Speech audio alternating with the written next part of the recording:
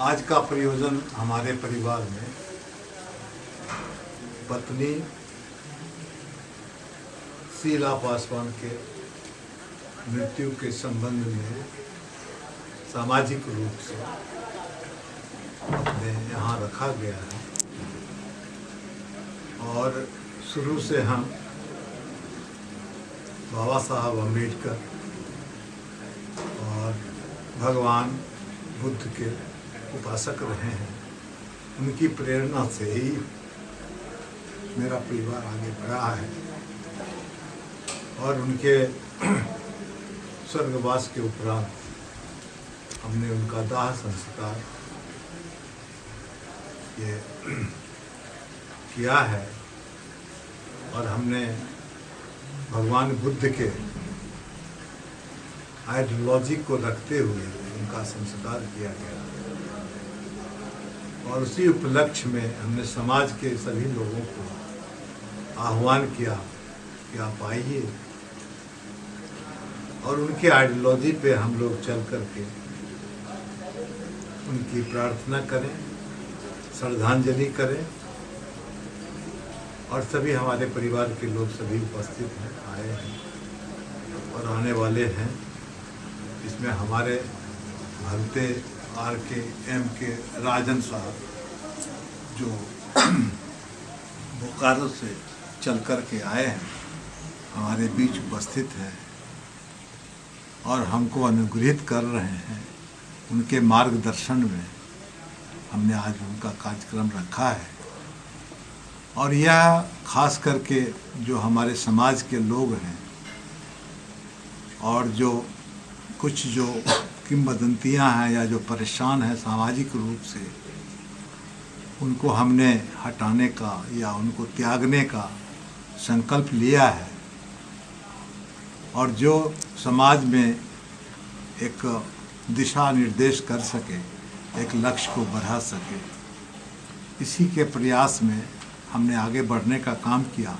समाज के समस्त लोग हमारे औरंगाबाद और टंडवा, गढ़वा, इधर हजारीबाग, सयालडी, सयाल, पतरातू, समस्त जो हमारे रांची के प्रवासी हैं, सबों को हमने आमंत्रित किया है।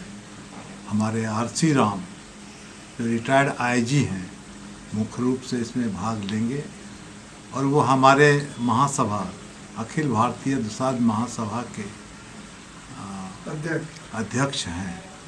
उनकी प्रेरणा हमें मिला है और हमारी जो समिति है, हमारी जो कमेटी है, उन्होंने आगे बढ़ कर के जो घाट पर जा कर के उन्होंने हमको जो संबोधन किया और ये किया। मुख्य रूप से हम रिटायर्ड चीफ इंजीनियर हैं कोल इंडिया से और मैंने अपने परिवार के पत्नी को काफ़ी सेवा के साथ उनको ये किया है।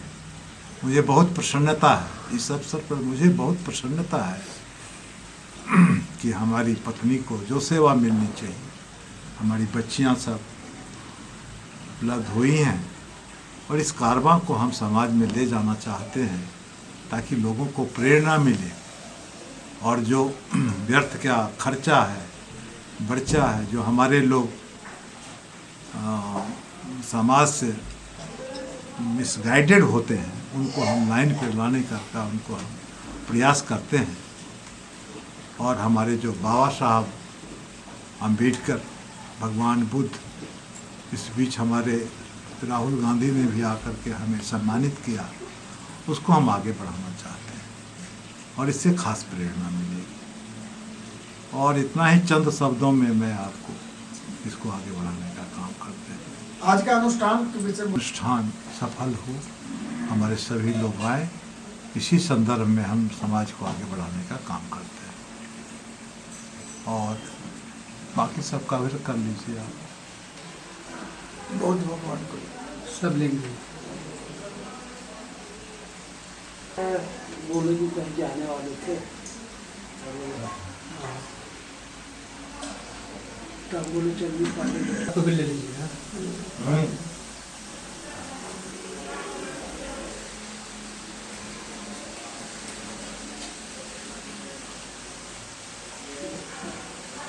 ये फोटो भी जो है ना विश्व का मैप है भारत मैंने पूरा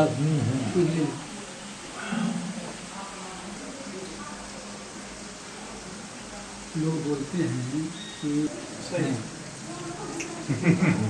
सोच बता शीला पासवान आज हम नाम बोलो। दिवंगत भाभी जी शीला पासवान के मरणोपरांत यह कार्यक्रम रखा गया है बौद्ध रीति से, और रांची शहर में हमको लगता है कि यह शुरुआत से जो बौद्ध धर्म को लेकर के चल रहे हैं, इन्होंने अपने जीवन में तो उतारा ही था, और आज रांची की धरती पे इन्होंने बर्निंग घाट से लेकर के श्राद्ध कर्म तक बौद्ध रीति को बड़े ही अच्छे ढंग से लागू करने का प्रयास किया है और एक रास्ता दिखाने का प्रयास किया है। हम लोग मृत व्यक्ति को जो ले जाते हैं कंधा पे टांग के, तो जीवन मरण सत्य है, आना जाना सत्य है, यही कहते हुए चलते हैं, और एक आदमी कंधे पे वो सबको रास्ता बताते हुए चलते हैं कि देखो भाई यही अंतिम लक्ष्य तुम्हारा भी है।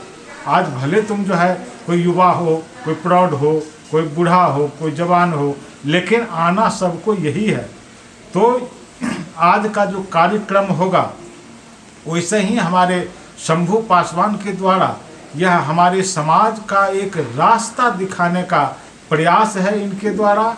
तो हम इनको बहुत ही साधुवाद देते हैं, और हम अपने समाज से भी आग्रह करते हैं कि सारा आडंबर को छोड़िए, वो आपका धर्म नहीं है, वो आपका कर्म नहीं है। आपका धर्म और कर्म सब जो है बौद्ध भगवान के धर्म शास्त्र में निहित है, और बाबा साहब अम्बेडकर के द्वारा बड़े ही अच्छे अच्छे पुस्तक अब जो है आ चुका है मार्केट में, उसको पढ़ें, उसको अनुग्रहित करें और अपने अपने विचार, तभी असली सार्थकता होगी। हम सबों को अपने तरफ से जय भीम नमो बुद्धाय करते हैं। तारीख बता दीजिए।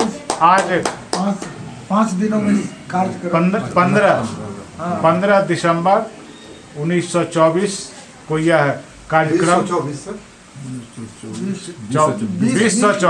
2024 आज जो कार्यक्रम संपन्न होने जा रहा है बौद्ध रीति के अनुसार। हमारे बड़े ही कौशल बाबू, माधव बाबू भी अपना इनका पदार्पण हो गया है, इनका भी आप फोटो ले लें। ये सब हमारे समाज के अगुआ हैं, इन्हीं के दिखाए हुए रास्ते पे हमारा समाज चलता है। हम चाहेंगे कि ये आगे लीड लें, हम लोग इनके पीछे चलें, और बाबा साहब के रास्ता को हम लोग, और जो कांटा झाड़ जंगल भर गया है उसको साफ करते हुए हम लोग चलने का प्रयास करें। अच्छा, 2 मिनट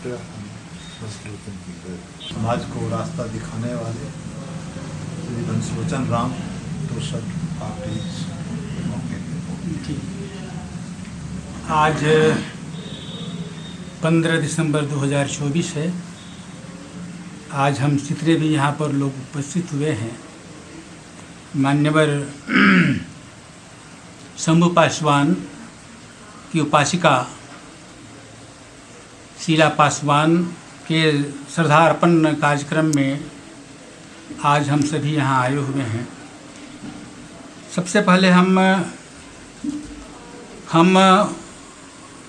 ऑल इंडिया SC/ST एकता मंच की ओर से और डॉक्टर अम्बेडकर राष्ट्रीय एकता मंच की ओर से, उनके समस्त पदाधिकारियों की ओर से और समाज की ओर से और अखिल झारखंड दुसाध महासभा झारखंड की ओर से शीला पासवान को कोटि कोटि नमन करते हैं।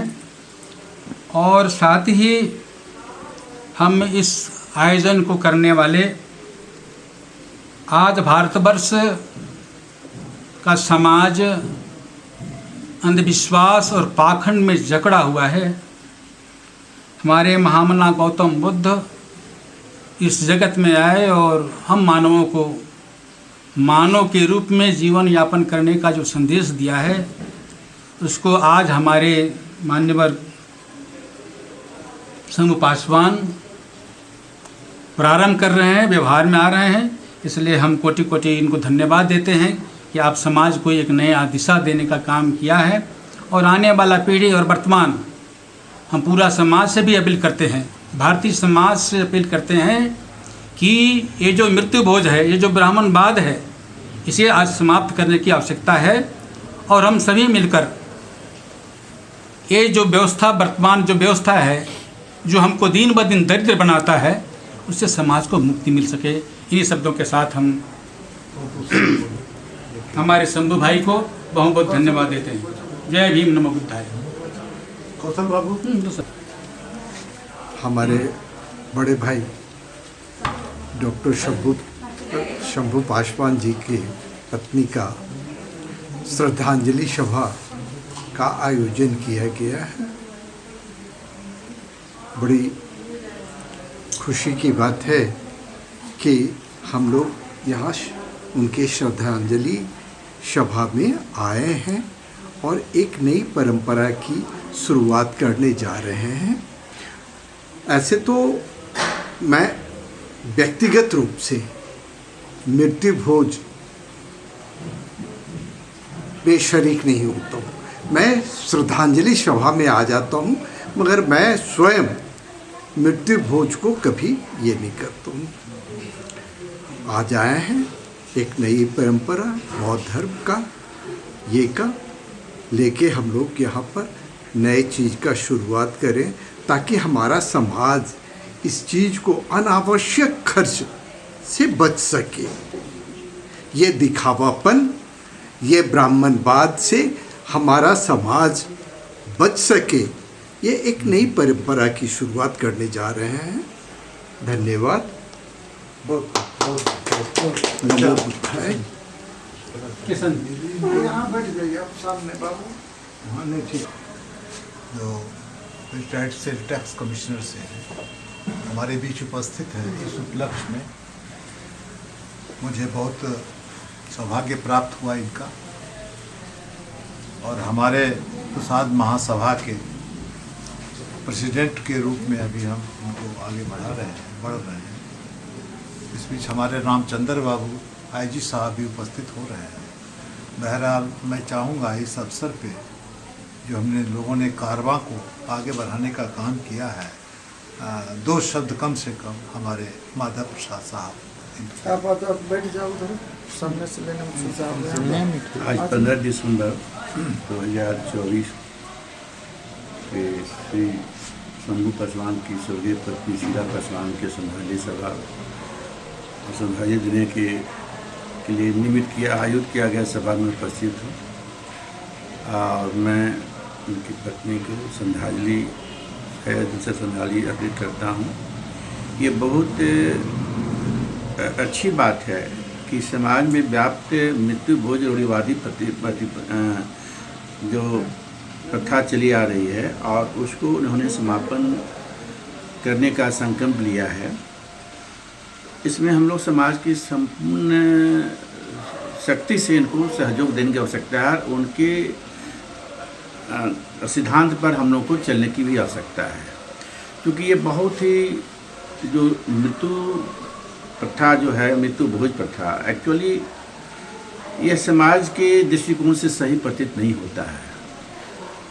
ये एक तो परिवार जो है वो चल ही जाता है, उसके पश्चात ब्राह्मणवाद में या रूढ़िवादी प्रथा में डूब करके अपने आर्थिक स्थिति को भी मजबूत जो रहता है उसको भी छीन करने का एक प्रथा है। उसका हम सख्त खिलाफ करते हैं, इसका प्रतिरोध करते हैं और हम समाज के सभी व्यक्तियों को इस प्रथा पर चलने की ज़रूरत है। हम इनको साथ सक्रिय भूमिका निभाएंगे और इनके सिद्धांत को अनुरूप काम करने की कोशिश करेंगे। हम समाज के पूरे व्यक्ति से भी अनुरोध करेंगे कि इनके बताए गए मार्ग पर यानी अपनाए गए सिद्धांत पर चलें। मैं इनके पत्नी के स्वर्गीय शीला पासवान को हार्दिक रूप से श्रद्धांजलि अर्पित करता हूँ। उनकी घर परिवार के उनकी आत्मा को शांति प्रदान करे भगवान ईश्वर। धन्यवाद। बस 2 मिनट और खाली करुणा हो, करुणा हो, भगवान बुद्ध की करुणा हो, करुणा हो, करुणा हो। बाबा साहेब अमर रहें, अमर रहे, अमर रहे, बाबा साहेब अमर रहें, अमर रहे, अमर रहे, शीला पासवान अमर रहें, अमर रहे, अमर रहे, शीला पासवान अमर रहें, अमर रहे, अमर रहे, शीला पासवान अमर रहें। अमर रहे, अमर रहे। आइए आइए एकदम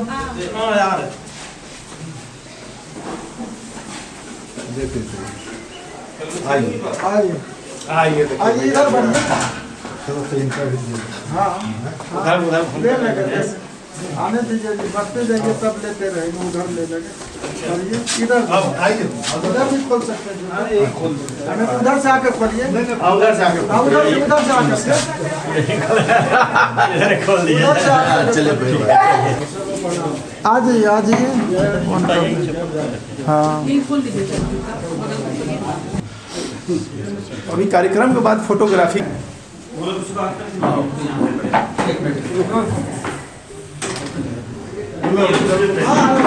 आइए सर।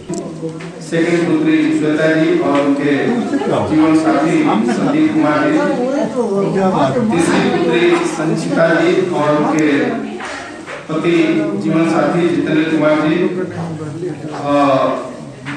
चौथी बेटी प्रियंका जी और उनके पति जीवन साथी प्रणव कुमार जी, और हमारे यहाँ पर सम्मानित अतिथि गणाए हैं जिसमें पूर्व IG police vigilance commander RC Ramchandra साहब आए हैं, और गुरेलाल पासवान साहब हैं, मनसुर साहब हैं, और तमाम हमारे अतिथिगण हैं। आप सबका इस कार्यक्रम में हार्दिक स्वागत अभिनंदन है।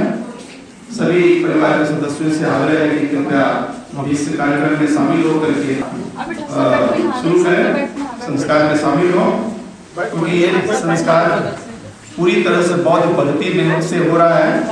बहुत सारे यहाँ अतिथि आए जो पहली बार देख रहे होंगे, तो मैं चाहूँगा कि सभी अतिथिगण से, सारे परिवार के सदस्यों से चाहूँगा, क्योंकि ये कार्यक्रम पहली बार ये कार्यक्रम होता रहता है। रांची में भी आदरणीय रामचंद्र साहब जो आई पूर्व आई साहब उनके ये प्रोग्राम हो चुका है, लेकिन वहाँ संख्या नहीं थी, तो इसलिए जो भी अतिथिगण आए हैं, जो भी परिवार के सदस्य हैं, कृपया ध्यानपूर्वक इस कार्यक्रम को सुने, देखें और इससे लाभ उठाएं।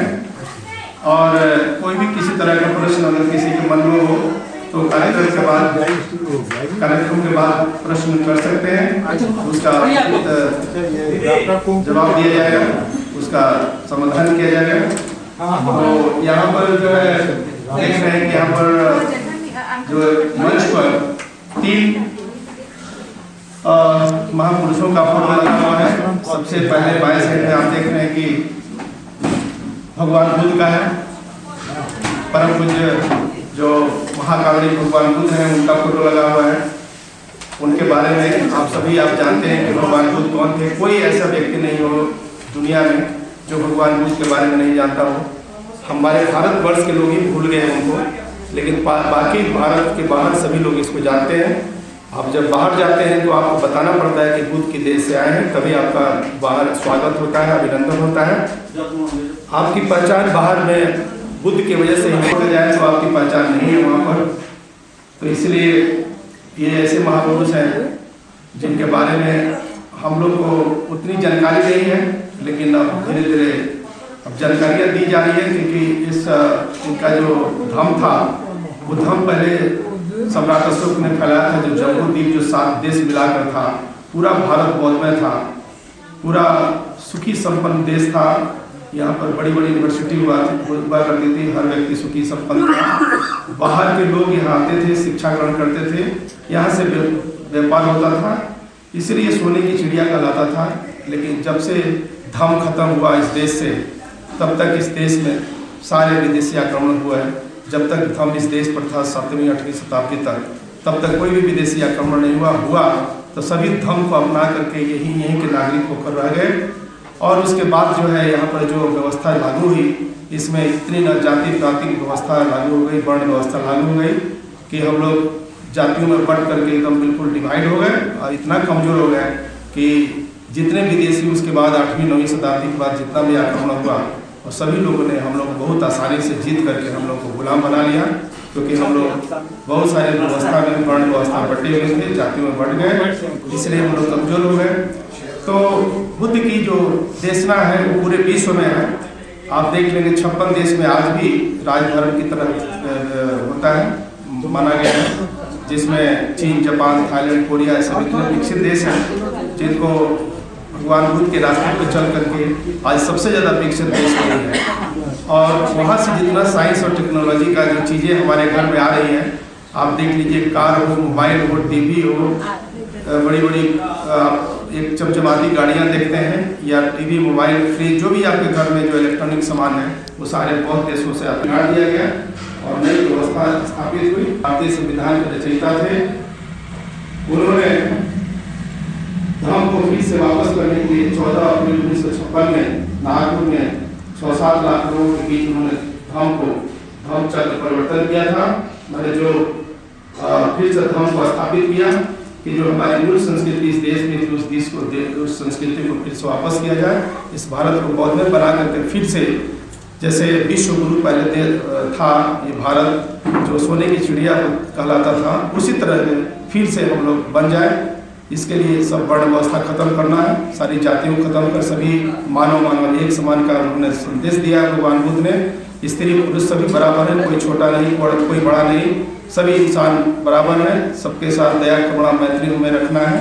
यही संदेश भगवान बुद्ध ने दिया और उसको बाबा साहब अम्बेडकर ने 1956 में चालू किया और इसके लिए भारतीय बौद्ध महासभा की स्थापना करके और उन्होंने उसी के तहत धर्म का प्रचार हो रहा है और आज भारत में काफ़ी तेजी से धर्म को लोग मानने लगे हैं। और ये धर्म कोई विदेशी धर्म नहीं है, इसी का मूल धर्म है।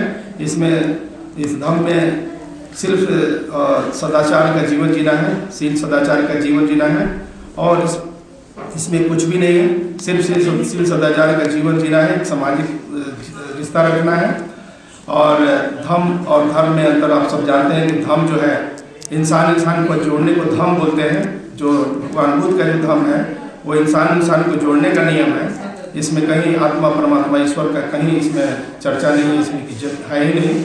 और धर्म में जो है इंसान को ईश्वर से जोड़ा हुआ है और ईश्वर के प्रति लोग भक्ति रखते हैं, ईश्वर को प्रसन्न करते हैं और ईश्वर के प्रति ज़्यादा लॉयल रहते हैं, लेकिन समाज के प्रति लॉयल नहीं होते हैं। लेकिन धर्म में, बौद्ध धर्म में सभी इंसान एक दूसरे को लॉयल होते हैं, एक दूसरे के प्रति प्यार करुणा से रहते हैं, सदाचार के साथ जीवन जीते हैं। वही चीज़ मैं आगे बताऊंगा। तो ये बाबा साहब ने, भगवान बुद्ध ने, आप सब जानते हैं उन्होंने घर छोड़ा, राजा के पुत्र थे, है ना, सब सुख सुविधा छोड़ करके उन्होंने अपना घर इसलिए त्यागा कि उस समय जो व्यवस्था थी उसमें बहुत ही लोग हत्या, लूट खसोट, दुखी व्यक्ति को हुआ करते थे। उन्होंने दुख को देखा कि बहुत सारे लोग दुखी हैं, उन्हीं के दुख का कारणों को खोजने के लिए उन्होंने घर छोड़ा और बहुत सारी बातें हुई थी जिसकी वजह से उन्होंने घर छोड़ा था। उनको घर से राज्य से निकालने का आदेश हो गया था। रोहिणी नदी के पानी का, जो आप लोग सब जानते हैं कि रोहिणी नदी के पानी के बंटवारा में सार्क और कोलियों के बीच में जो है झगड़ा हुआ था पानी का, जिसमें कि जो सार्क के लोग जो है वो कोलिय लोगों पर आक्रमण करना चाह रहे थे। वो डिसाइड किया गया कि आक्रमण करके पानी ले लेना है, लेकिन उस समय सिद्धार्थ गौतम जो थे उन्होंने उसका विरोध किया, इसलिए सार्क संघ ने उनको देश निष्कासन का आदेश दिया। और ऐसे भी सिद्धार्थ गौतम जाना भी चाह रहे थे कि उनको बहुत इच्छा थी जानने के लिए कि ये दुनिया में दुख क्यों है, और एक बहाना मिला तो ठीक दिन में उन्होंने अपने पूरे सबके सहमति से घर उन्होंने छोड़ा था। हम लोग गलत बताया गया कि वो रात में घर छोड़ कर गए थे और अपनी पत्नी से छूट कर गए थे, ऐसा कुछ भी नहीं, सब गलत इतिहास में बताया गया है। ये सब आधुनिक रिसर्च से पता हो गया कि ये भी बताया गया कि उन्होंने एक बूढ़ा देखा, एक मृत देखा, एक बीमार देखा। ऐसा नहीं है। 29 साल की अवस्था में जो आदमी घर से, जो 29 साल की अवस्था में सभी लोग, कोई ऐसा नहीं है जो नहीं देखा हो। रोज़ की घटनाएं, बूढ़ा मरना जीना, रोज़ की घटनाएं होती है, हर व्यक्ति देखता है।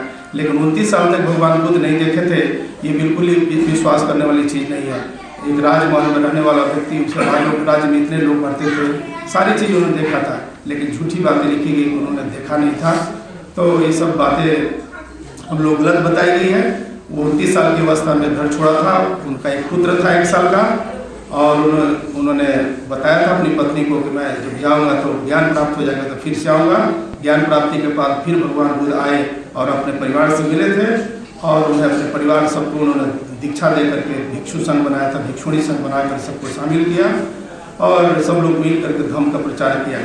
तो जितनी हम बातें हम जो उन लोगों के बारे में जानते हैं भगवान बुद्ध के बारे में, सब गलत, क्योंकि उनको ख़त्म करना था, इसलिए उनके खिलाफ बहुत सारी बातें लिख करके इस धर्म को ख़त्म किया गया। आज जितनी खुदाई हो रही है, सारे जो है सब बौद्ध की सारी चीज़ें मिल रही हैं, सभी बहुत कार्य समय नहीं है सब बताने का। तो भगवान बुद्ध ने 3 चीज़ बताई थी कि ज्ञान जो प्राप्त हुआ था वो है कि सब कुछ अनित्य है, अनित्य में सब कुछ बदल रहा है, कोई ऐसा चीज़ स्थिर नहीं है। जैसे हर व्यक्ति जैसे जो बचपन जन्म लेता है, फिर जवान होता है, ख़त्म हो रहा है, जो उत्पन्न हो रहा है वो नष्ट हो रहा है। दूसरा उन्होंने बताया कि कोई आत्मा नहीं है, कोई ईश्वर नहीं है, कोई परमात्मा नहीं है, कोई मरने के बाद कोई भूत पिशाच प्रेतात्मा नहीं होता है। ये सब जो है काल्पनिक चीज़ें हैं और इसलिए वो विश्वास करने वाली चीज़ नहीं है, बोलते उन्होंने अनात्म बोला। और तीसरा उन्होंने बताया प्रतीत्य समुत्पाद, इसमें बताया कि कोई भी घटना घटती है तो उसके पीछे कोई न कोई कारण होता है, बिना कारण कोई घटना नहीं घटती है। अगर कोई समस्या है, कोई घटना घट रही है तो उसका वो तब तक घटती रहेगी जब तक तो उसका कारण को आप जान न लें। कारण जैसे जान जाते हैं और कारण को अगर ख़त्म कर देते हैं तो घटना बंद हो जाती है। तो ये 3 चीज़ें भगवान बुद्ध ने बताई थी कि अनित्य है, अनात्म है और प्रतीत्य समुत्पाद है। तो यही फिलॉसफी थी जो नालंदा यूनिवर्सिटी, तक्षशिला यूनिवर्सिटी जो पढ़ाई होती थी, यही सारी चीज़ें पढ़ाई होती थी और इसी पे लोग पढ़ करके लोग अच्छा इंसान बनकर जाते थे।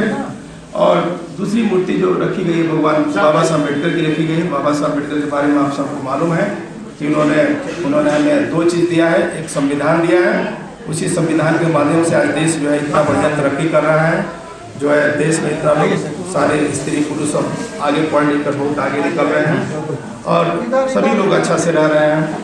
और उन्होंने दूसरा चीज़ हम दिया है बौद्ध धर्म, जो आज हम चल रहे हैं। तो उनके बारे में माननीय आदरणीय शंभू पासवान साहब जो एक्स चीफ इंजीनियर हैं, उनकी जीवन संगनी थी, आज वो नहीं रही, उन्हीं का फोटो रखा हुआ है। तो आज चूँकि परिनिर्वाण संस्कार नहीं